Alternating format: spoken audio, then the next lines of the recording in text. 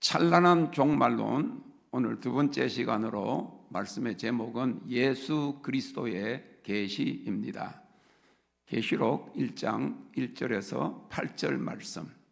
예수 그리스도의 계시라. 이는 하나님이 그에게 주사 반드시 속히 될 일을 그 종들에게 보이시려고 그 천사를 그 종 요한에게 보내어 지시한 것이라. 요한은 하나님의 말씀과 예수 그리스도의 증거 곧 자기의 본 것을 다 증거하였느니라. 이 예언의 말씀을 읽는 자와 듣는 자들과 그 가운데 기록한 것을 지키는 자들이 복이 있나니 때가 가까움이라. 요한은 아시아에 있는 7 교회에 편지하노니 이제도 계시고 전에도 계시고 장차 오실 이와 그 보좌 앞에 7 영과 또 충성된 정인으로 죽은 자들 가운데서 먼저 나시고 땅의 임금들의 머리가 되신 예수 그리스도로 말미암아 은혜와 평강이 너희에게 있기를 원하노라.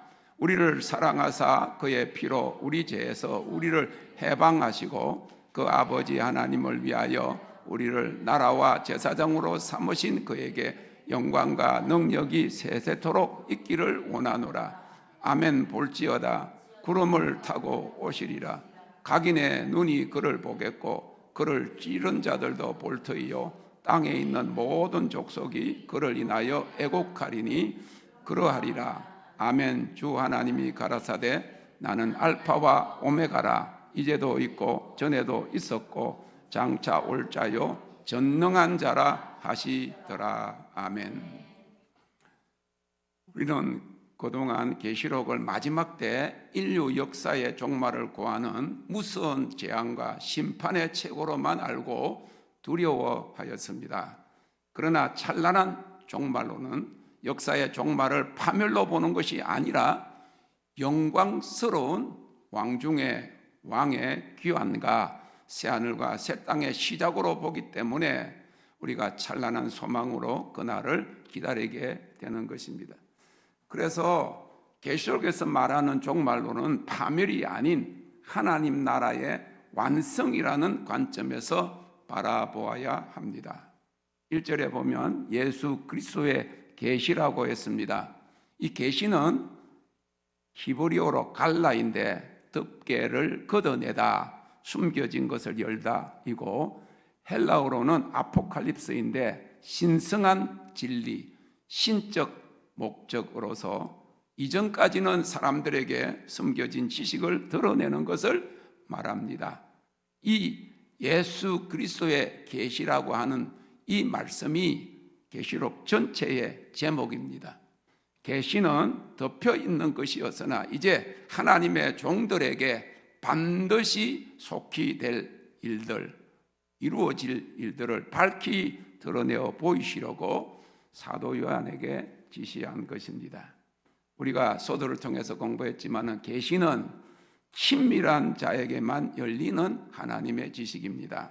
시편 25편 14절에 여호와의 친밀함이 경외하는 자에게 있으며 그 언약을 저희에게 보이시리로다 했습니다. 우리끼리도 그러잖아요. 이거는 비밀인데 너에게만 말하는 거야.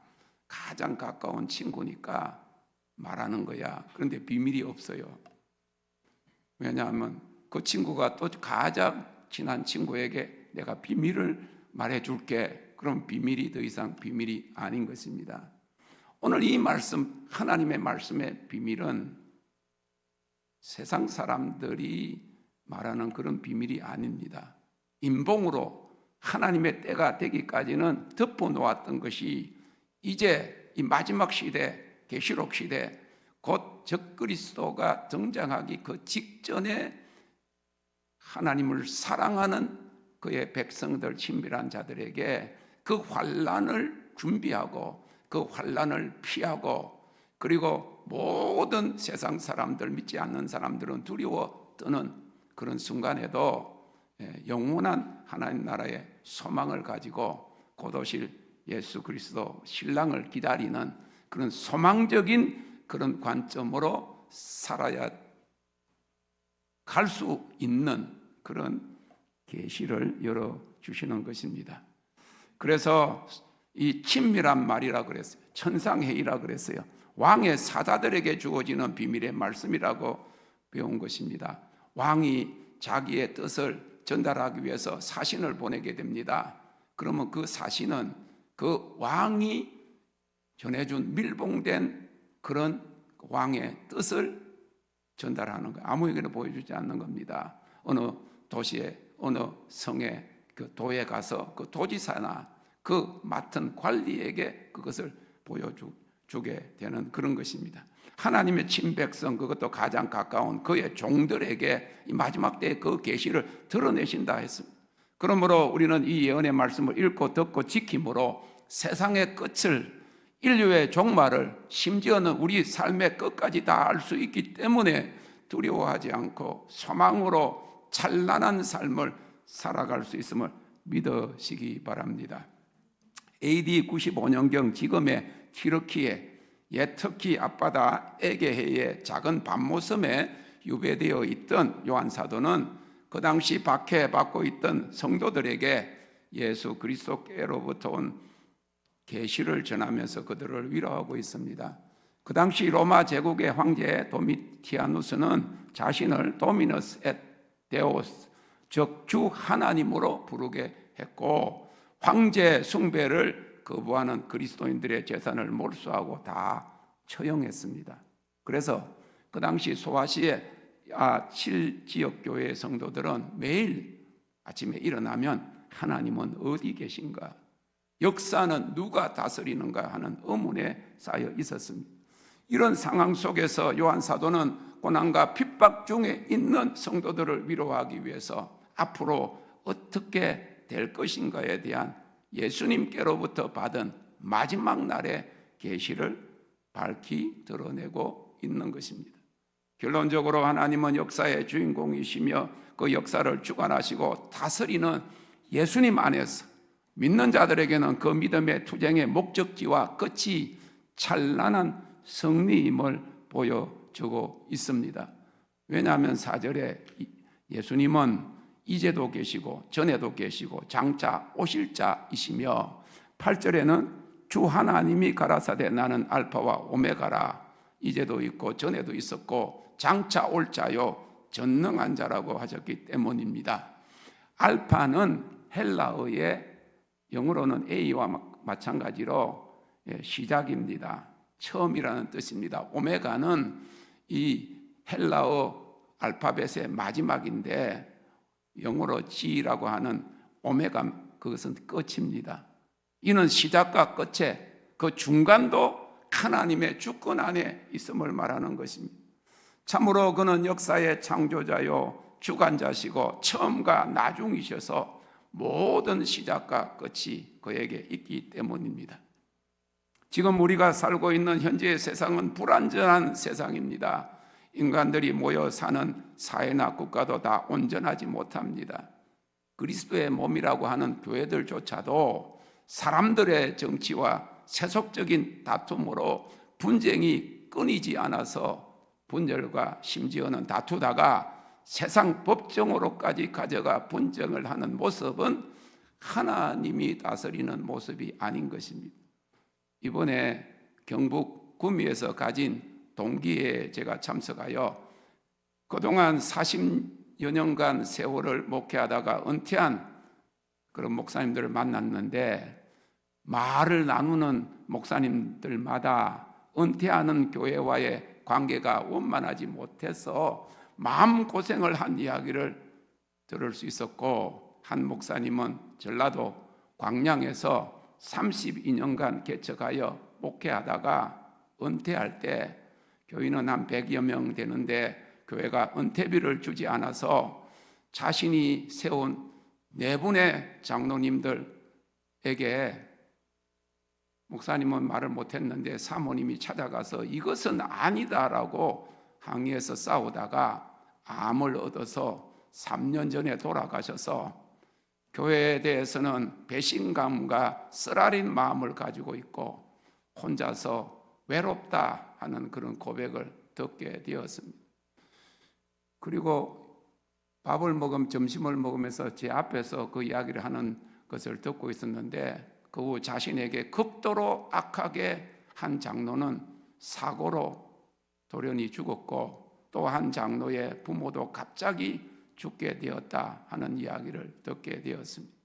이처럼 사회와 심지어 교회까지도 다툼과 분쟁이 끊이지 않고, 오늘날 세계 정세는 전쟁과 경제 불황으로 어려움을 당하고 있습니다.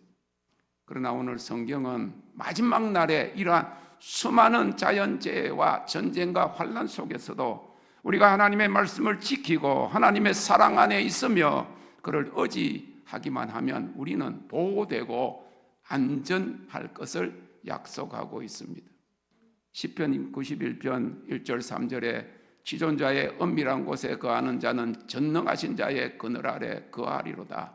내가 여호와를 가리켜 말하기를 저는 나의 피난처요 나의 요새요 나의 의뢰하는 하나님이라 하리니 이는 저가 너를 그 깃으로 덮으시리니 내가 그 날개 아래 피하리로다 하였고, 7절과 9절에 보면 천인이 천명이 곁에서 만명이 내 우편에서 엎드러지나 내가 말하기를 여호와는 나의 피난처라고 하고, 지존자로 거처를 삼았으므로 화가 내게 미치지 못하며 재앙이 내 장막에 내 가정에 가까이 오지 못하리니 저가 너를 위하여 그 사자들을 명하사 내 모든 길에 너를 지키게 하심이라 약속하셨습니다.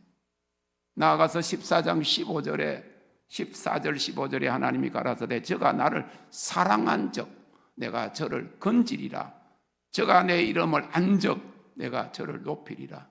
저희 환난 때에 내가 저와 함께하여 저를 건지고 영화롭게 하리라고 약속하셨습니다. 그러므로 우리가 하나님을 사랑하기만 하고 그를 잘 알기를 힘쓰고 그를 의지하기만 하면 하나님께서 재난과 환난 중에서도 구원을 베푸신다는 약속을 믿으시기 바랍니다. 오늘 본문 1장 3절에서 이 예언의 말씀을 읽고 듣고 지키는 자가 복이 있음을 말씀하고 있는데, 계시록 제일 마지막 장 22장 7절에는 보라 내가 속히 오리니 이 책의 예언의 말씀을 지키는 자가 복이 있으리라고 했습니다. 초대교회 그 시대에서 성경은 아주 비쌌습니다. 성도들이 개인적으로 소장할 수가 없었습니다. 비싼 그 양의 가죽으로 된 양피지나 파피루스라고 하는 식물 줄기를 붙인 것에다가 지금의 종이 대신으로 한자 한자 필사했기 때문에 귀에서 전체가 모이면 한 사람의 공적 낭독자가 그 성경을 읽고 나머지는 들었습니다. 그리고 그 당시 대부분의 교인들은 스스로 글을 읽을 줄도 몰랐기 때문에 공적 낭독자가 읽는 말씀을 듣기만 한 것입니다. 지금은 우리가 개인적으로 성경을 읽고 듣고 할 수가 있지만은 그 당시는 읽고 듣는 것이 제한이 되어 있다. 그래서 이 예언의 말씀을 읽고 듣는 자가 복이 있다. 밖에 있는 사람들은 그걸 읽지도 못하고 듣지도 못하기 때문에 믿음이 없는 겁니다. 그런데 그렇게 읽고 듣는 자가 아니라 들은 말씀과 계명을 지키는 자가 복이 있다. 구원의 복이 있다. 그 말. 주님을 사랑하는 자입니다. 예수님은 요한복음 14장 21절에서 나의 계명을 가지고 지키는 자라야 나를 사랑하는 자니 나를 사랑하는 자는 내 아버지께 사랑을 받을 것이요 나도 그를 사랑하여 그에게 나를 나타내리라 하셨습니다. 오직 하나님의 말씀을 지키는 자, 곧 주님을 사랑하는 자만이 세상의 종말에 구원을 받게 되고 하나님의 사랑이 저들을 지킬 것이라고 하는 약속을 믿으시기 바랍니다. 이와 같이 하나님을 사랑하고 하나님의 사랑을 입은 우리는 이미 구원의 복을 받아 영혼 안으로 옮겨졌고 이 세상에서의 삶이 끝나면 영원한 하나님 나라로 옮겨갈 것이기 때문에 죽음도 두려워하지 아니할 수 있는 것입니다.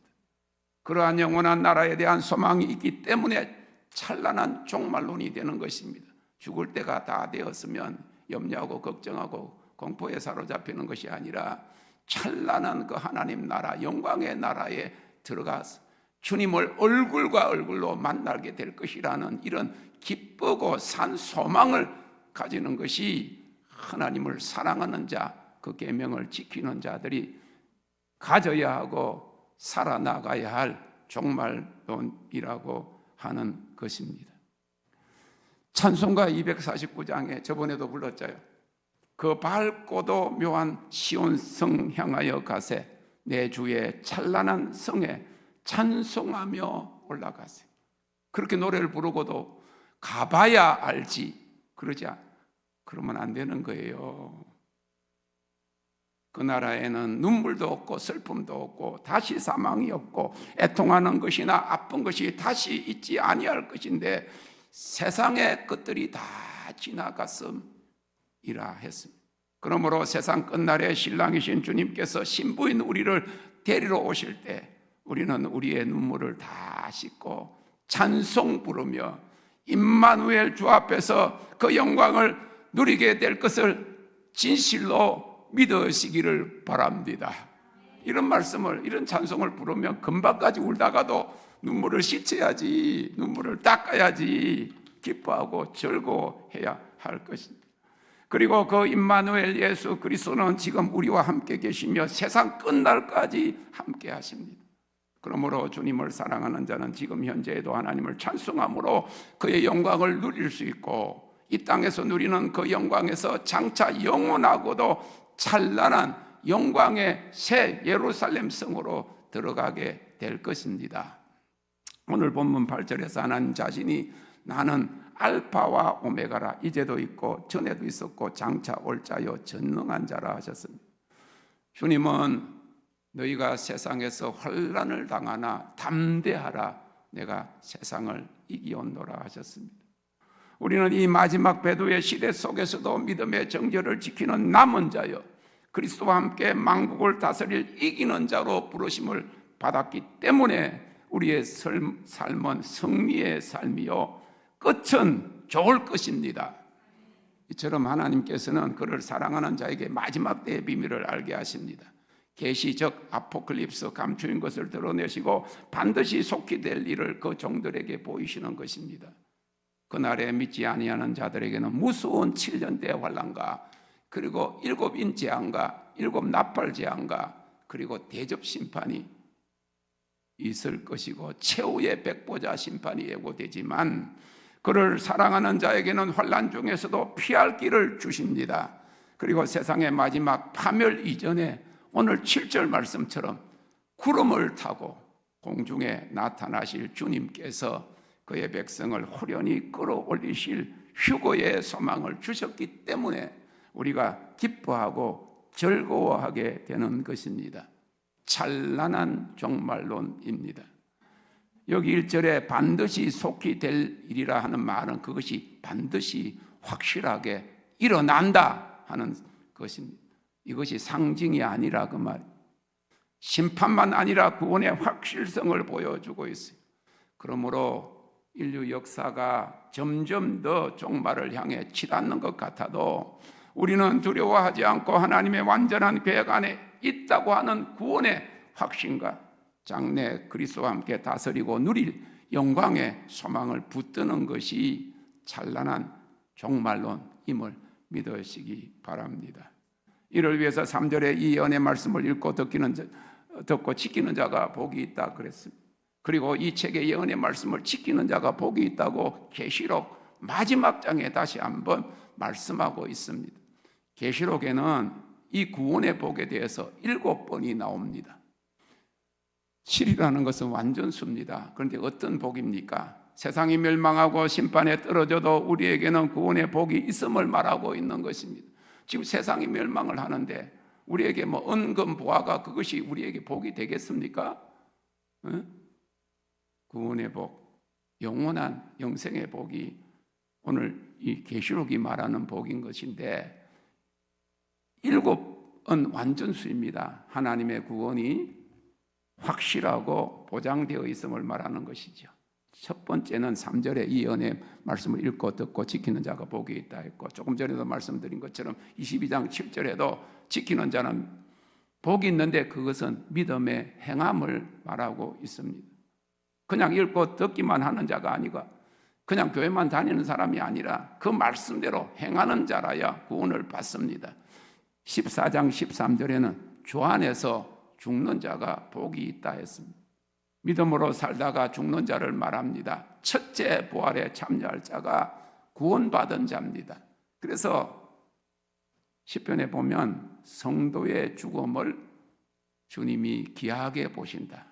많은 사람들이 오래 사는데도 걱정 많아요. 오래 살다가 내가 제정신으로 죽을까? 아니면 또 치매 걸려가지고 뭐 그냥 낭패를 당하지 않을까? 요양원에 보내져가지고 그런 어려움을 당하지 않을까? 오래 살아도 걱정입니다. 그런데 사나 죽으나 우리는 주님의 것입니다. 할렐루야. 생명의 주인은 하나님이신 거예요. 그래서 어떻게 보면 이 7년 대환란이 시작되기 전에 죽는 자가, 주 안에서 죽는 자는 복이 있다, 그런 말이에요.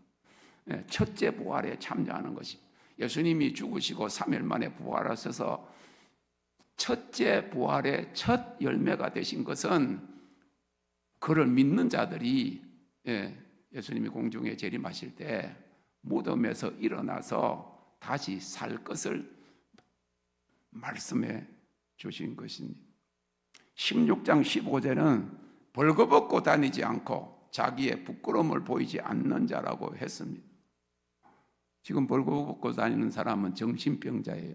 엊그제도 제가 이야기했지만 어릴 때 제가 할머니 집에 있었거든요. 국민학교 6학년 때부터. 그래서 할머니 집에 있는데 한 번은 바로 거기 조금만 나가면 거기 대로변이 있어요. 저 송도 해수욕장 가는 1km나 된, 그때는 그 길이 어렸을 때 걸어서 갔거든. 여름에 거기 해수욕장 가는데 얼마나 길고 먼지, 1km 얼마 되지 않습니다. 지금 같으면 15분 만에 15분 만에 걸을 그 길이 어린 6살, 7살, 8살 때 얼마나 멀고 긴지 땀은 질질질 나고. 그런데 갑자기 막 소리가 들리더니 사람들이 막 달리기를 시작을 하는 거예요.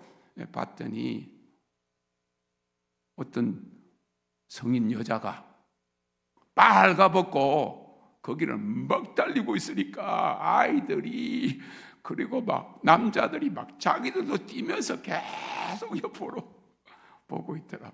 어릴 때 기억이 그렇게 나. 한 번은 소가 나와가지고, 소가 바로 옆에 도살장이 있었어요. 그 할머니 집 옆에 도살장이 있어가지고 소는 그 당시에 어떻게 죽였는가, 무식하게 죽였어요. 지금은 어떻게 하는지 모르지만 무식하게 눈을 딱 가리고 이 한 말을 가지고 이 척추를 그냥 탁 내리지. 그래가지고, 그런데 이게 삐끗해졌는지 그게 지쳐 나와가지고 도로를 달리는데 막 사람들이 막 피하고 그런 일이 있었어요. 여러분, 지금 다 옷 입고 다니는. 그런데 정신이 없는 사람은 자기가 옷을 입었는지 안 입었는지, 벌거벗었는지 수치가 보이지 않잖아요. 영적인 눈으로 지금은 마지막 때는 교회 다니는 사람들까지 라오디게아 교회와 같이 차든지 덥든지 하지 않아가지고 벌거벗은 줄을 모른다는 거예요. 주님의 눈으로, 영적 눈으로 보면 그들의 삶은 벌거벗 수치를 당한, 그런데 주님을 사랑하고 그 계명을 지키는 자는 마지막 때에 벌거벗고 다니지 아니한다. 수치를 당하지 아니한다. 자기의 부끄러움을 보이지 않는 자라고 했습니다. 그래서 그것은 벌거벗은 수치를 보이는 것 같지 않은 그런 믿음과 행실에 부요한 자가 구원의 복이 있다 하는 것입니다. 이 벌거벗은 그 이야기를 들으니까 옛날 선교사님의 그 실화가 기억이 나는데, 옛날에, 지금은 선교를 오래 했지만 초창기에는 이제 선교사님들이 선교 지식이 별로 없어요.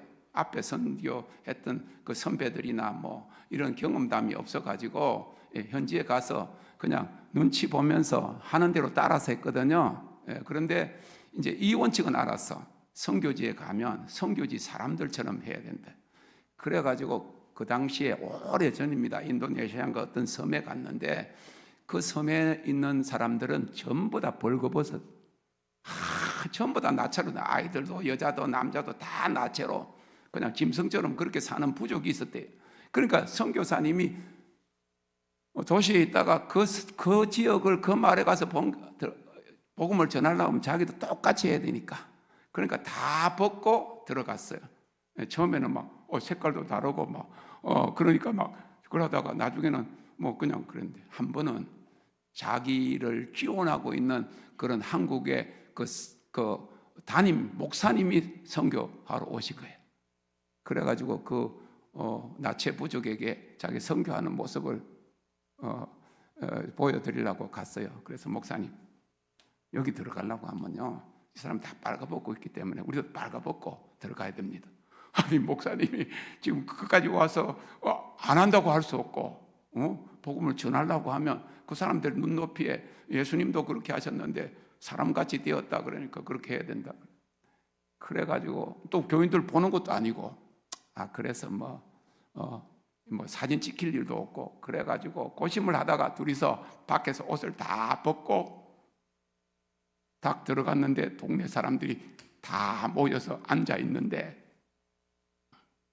빨가벗고 선 사람은 목사님하고 선교사님 둘밖에 없고, 거기 사람들은 또 어떻게 생각해? 내가 뭐 추자기, 우리를 돕는 그런 한국의 교회 목사님이 돈도 보내주고 이렇게 해서 선교 이렇게 우리가 혜택을 받고 있는데, 거기 사람들은 문명의 지혜 사람이기 때문에 다 가릴 것은 가리고, 그러니까 이번에 한 번만이라도 거치장스럽지만은 뭐라도 걸치고 오라 했더니 나무 잎으로 맞고, 그리고 뭐를 가지고도 다 맞고 다 앉아 있는데, 벌거벗은 임금님도 아니고 벌거벗은 목사님과 선교사님이 그것도 앉아있는 회중 앞에 떡 서가지고 낭패를 당했다 하는 그런 이야기도 있습니다.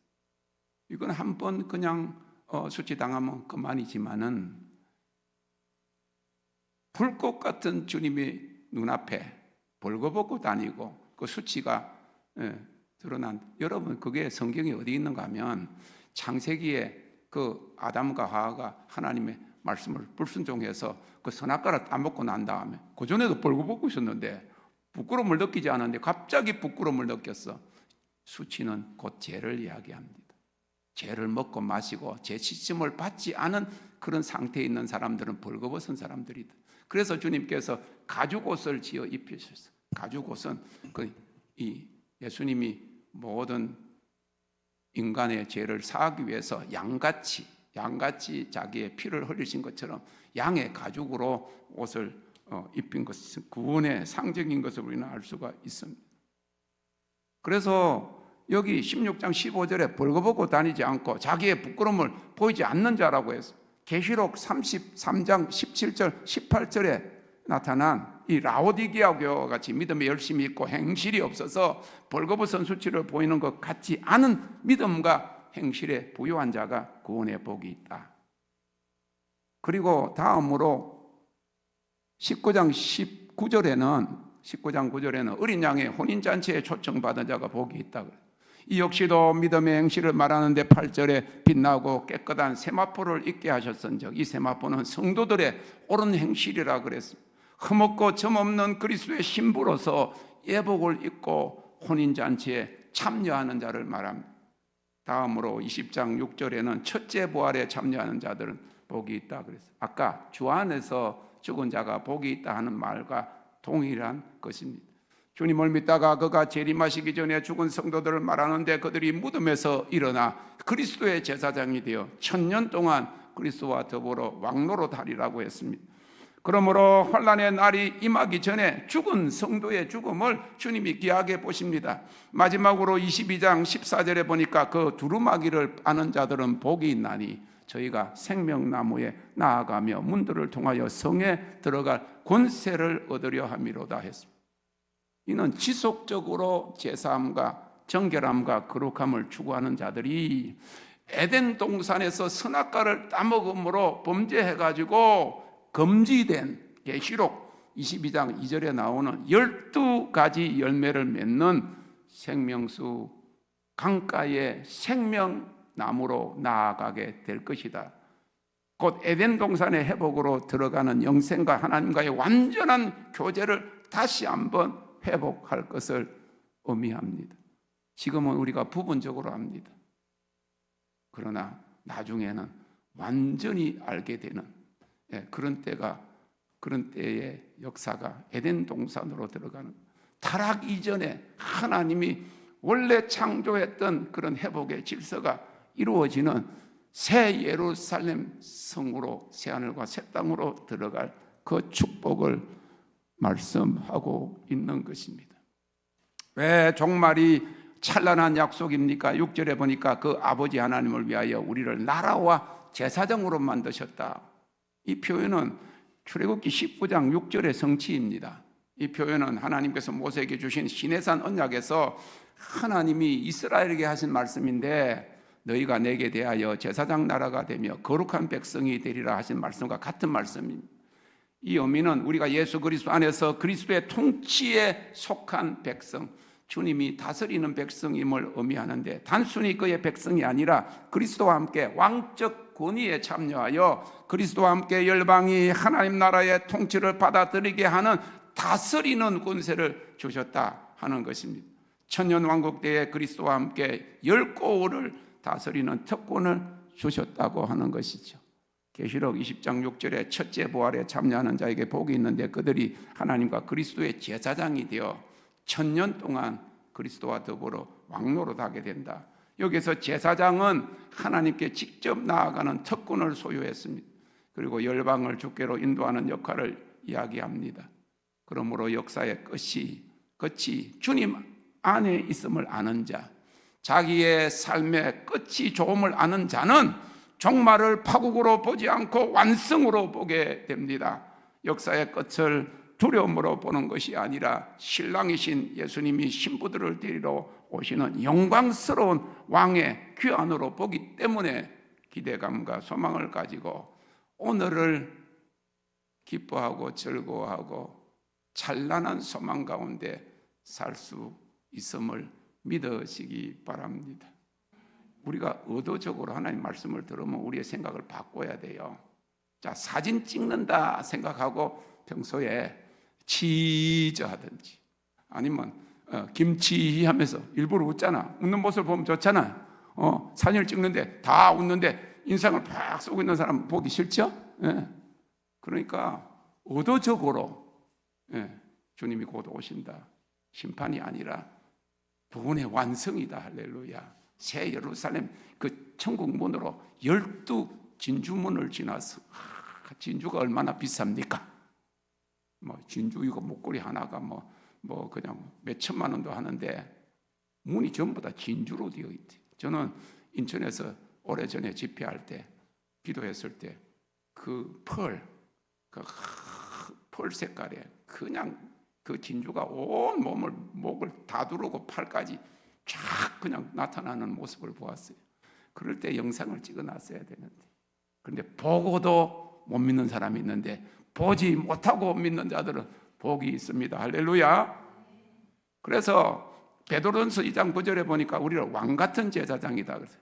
나라와 왕은 통치 다스림을 이야기합니다. 그리스도인들이 하나님께 선택받아서 하나님을 섬기는 제사장인 동시에 세상에서 영적 권세를 가지고 다스리는 왕의 정체성을 가졌음을 말합니다.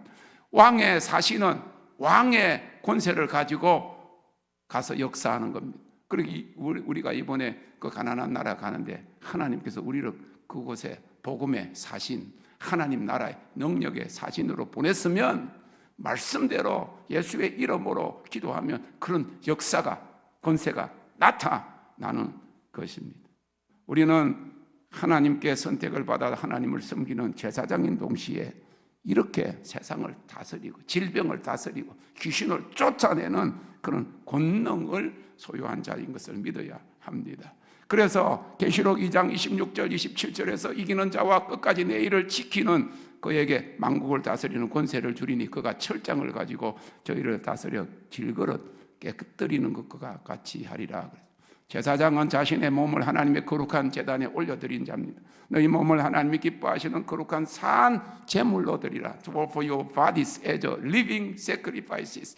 다른 말로 하면 그리스도의 보혈로 제사함을 받고 하나님께 직접 나아가는 제사장적 특권과 흑암의 권세를 이기고 다스리는 왕적 권세를 가진 거룩하고 구별된 삶을 말하는 것입니다. 거룩이 곧 능력입니다. 내 모든 삶을 주님께 all in all of my life to you all in 이라고 고백한 후에 주님께서 저에게 끝까지라고 말씀하시고, 끝은 좋을 것이다. 끝이 좋으면 다 좋은 것이다. 반드시 잘 된다. 여러분들에게 그렇게 약속하셨습니다. 주님을 사랑하고 그에게 바쳐진 제사장적 삶을 살아가는 우리는 앞으로 어떻게 될지 몰라 불안해하고 두려워하는 것이 아니라 덮여져 있던 계시가 열렸고 끝을 알고 있으니 찬란한 종말론입니다. 사랑하는 성도 여러분, 예수 그리스도의 계시입니다. 반드시 속히 될 일, 곧 나타날 주님의 재림과 천년왕국, 새하늘과 새 땅, 새 예루살렘 성이 이 땅에 내려오는 찬란한 계시의 비밀은 정치가나 권력자들이나 세상의 부호나 과학자 등 유명 인사들에게 있지 않습니다. 창조자시요 역사의 주관자이신 하나님이 직접 그 계시를 그의 종들에게 보여주시는 것입니다. 우리가 곧 구름을 타고 오실 신랑 예수님을 보게 될 것입니다. 60, 70년대 가난할 때였지만 성령 충만했던 성도들은 주님의 오심을 기다리며 낮에나 밤에나 눈물 머금고 내 주님 오시기를 고대합니다.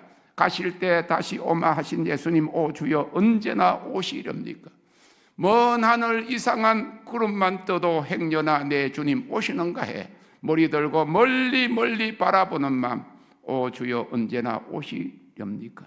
천년을 하루같이 기다린 주님, 내 영혼 망하는 것 볼 수 없어서 이 시간도 기다리고 기다리오니 오 주여 언제나 오시렵니까 하고 주님 고대가를 불렀습니다.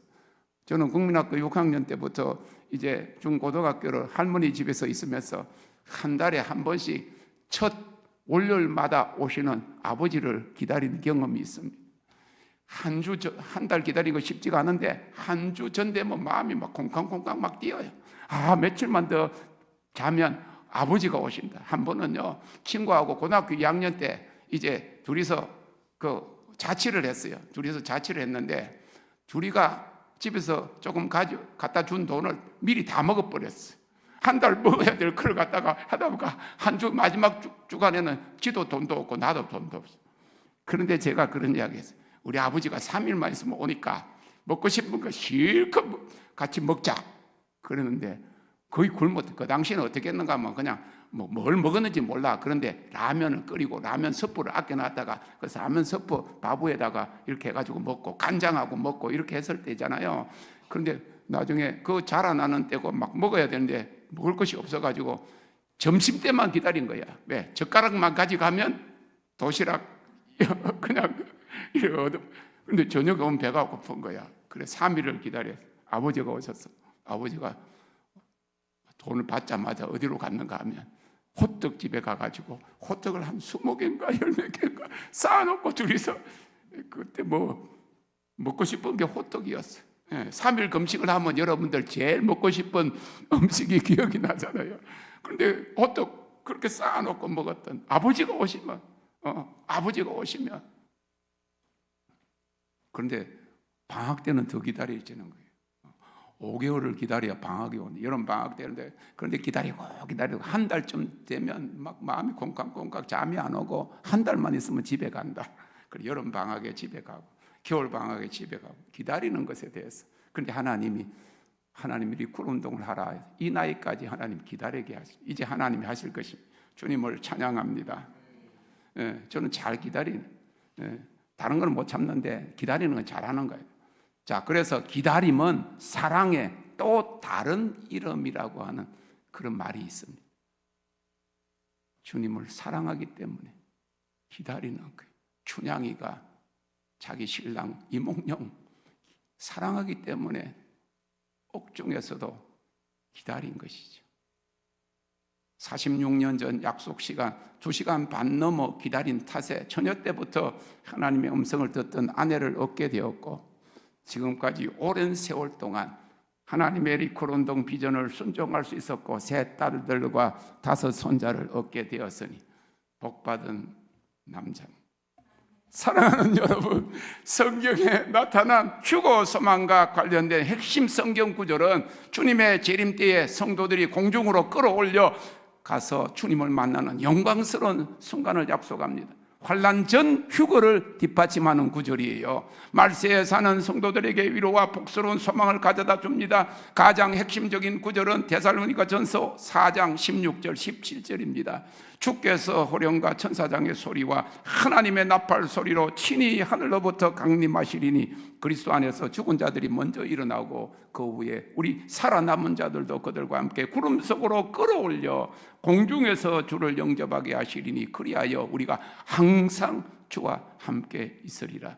고린도전서 15장 51절 52절에 보라 내가 너희에게 비밀을 말하노니 우리가 다 잠잘 것이 아니요 마지막 나팔에 순식간에 호련히 다 변화되리니 죽은 자들이 썩지 아니할 것으로 다시 살아나고 우리도 변화되리라. 사랑하는 성도 여러분, 역사의 끝을 아는 자, 반드시 속히 될 일에 대한 덮여진 계시가 열려진 우리들은 그날에 호련히 몸이 변화되고 공중으로 이끌림을 받아 주님과의 혼인잔치에 참여할 눈부시게 찬란한 종말에 대한 소망으로 살아갈 수 있음을 믿으시기를 바랍니다.